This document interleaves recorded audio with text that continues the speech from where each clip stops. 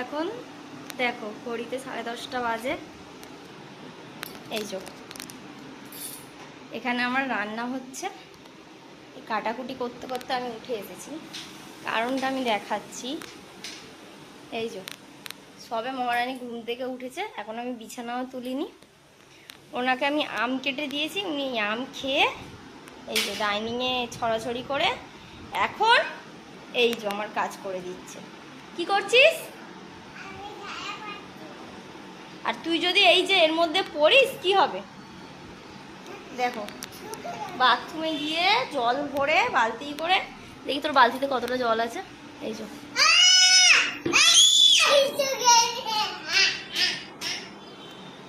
তুই পড়ে যাবি না, ওখানটা পড়ে যাবি না। এখন যদি এই যে এখানটা যদি তুই পড়িস কি হবে? আমি কাজ করব না তোর পিছনে ঘুরবো? বল, পড়ে যাবি। আমের খোসা পড়ে আছে চতুর্দিকে। এ বাবা,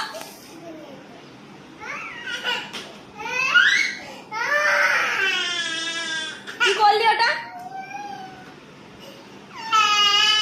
আবার কোথায় যাচ্ছিস? হ্যাঁ,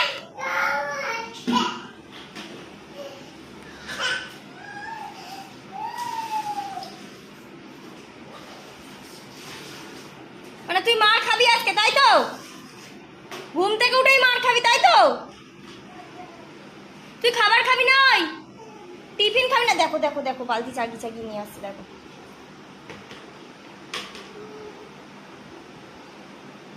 তাহলে আমি ঘরের কাজ করব না ওরকে এরকম সামলাবো? তোমরাই বলো।